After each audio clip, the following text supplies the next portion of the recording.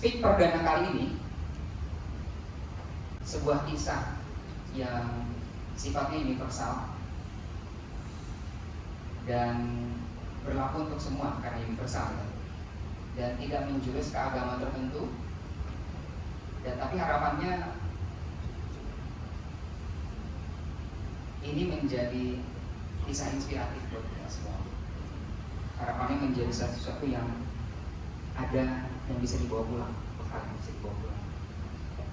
Dan karena ini perdana, jadi saya ingin mengawali sesuatu dengan yang sifatnya membangkitkan semangat, menginspirasi tadi, sama sesuatu yang baik. Mudah-mudahan kalau depannya sudah baik, ke belakangnya juga akan dibilang baik. Jadi kisahnya bercerita tentang suatu negeri dengan nama Babilonia, dengan kekayaan sumber dayanya yang cukup banyak, dengan rajanya Raja Namrud, atau kalau di Alkitab itu Nimrod.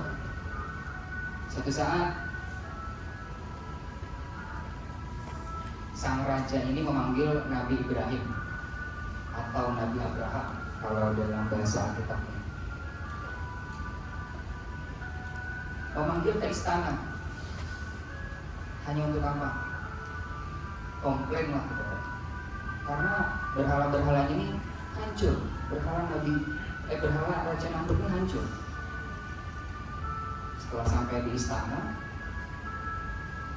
Raja Namrud ini memerintahkan anak buahnya untuk segera membentuk api unggun.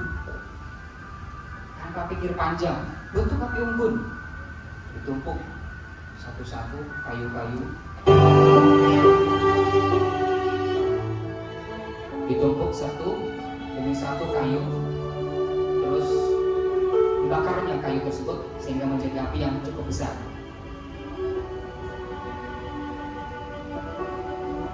Sesaat setelah itu Nabi Ibrahim itu ditarik, dilempar langsung ke api yang besar tadi. Semua orang melihat kejadian ini, tak terkecuali para hewan. Ada satu hewan, Bapak Ibu rekan-rekan semua, yang merasa terenyuh dan sedih melihat kejadian ini.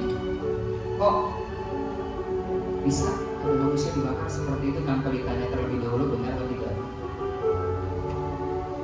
Tapi dengan sigap, si namanya burung pipit, ukurannya kecil, cuma 8-10 cm, baunya kecil, dia cari sumber air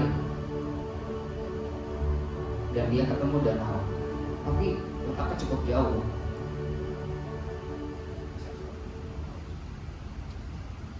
Letaknya cukup jauh.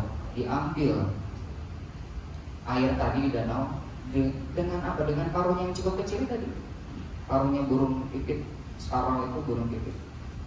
Diambil dari danaunya, dibawa ke api unggun tadi.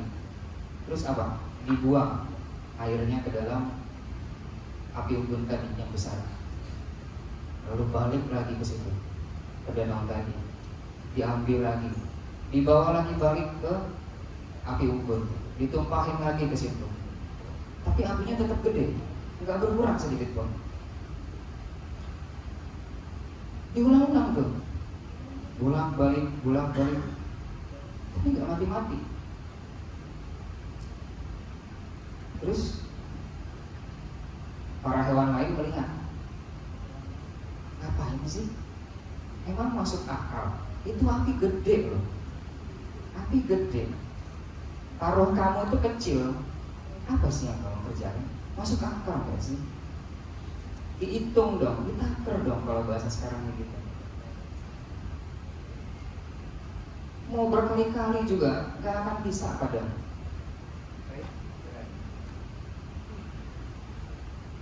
Emang secara logika gak masuk.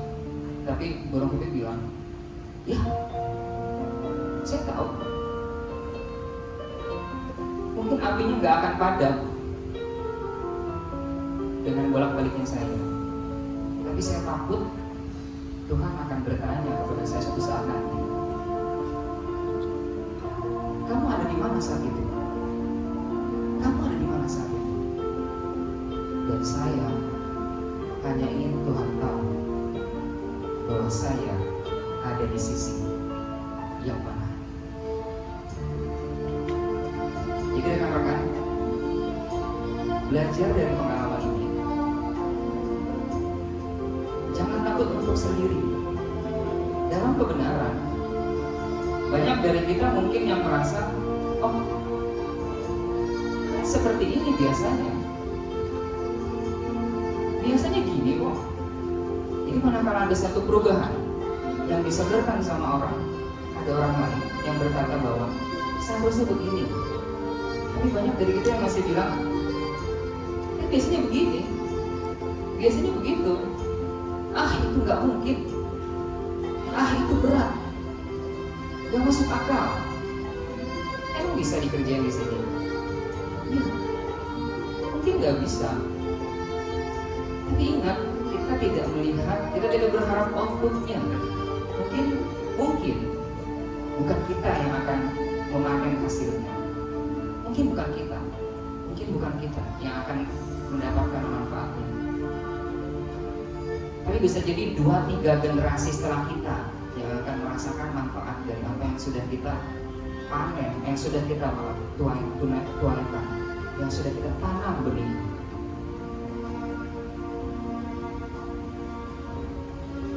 Setiap dari teman-teman akan menjadi pemimpin.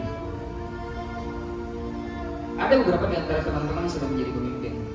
Yuk, gimana kalau kita mulai dari sekarang? Karena kalau nggak kita mulai dari sekarang, terus di mana yang akan memulainya? Di titik siapa yang akan mulai mengubah? Pertanyaannya lagi, ada di mana kita saat ini? Ada di mana? Jangan melihat hasil, karena hasil bukan kita yang menentukan. Karena tugas kita hanya berikhtiar. Sama seperti guru PK tadi, secara logika nggak akan masuk akal, berat, nggak mungkin, nggak make sense, bullshit, orang gila, orang aneh. Apa itu dia? Apa yang dikerjain? Kok begitu sih? Diketawain, dicibir, dihina, diragukan. Ya, sabar, karena mungkin bukan kita yang akan panen, tapi orang-orang lain segera beberapa generasi setelah.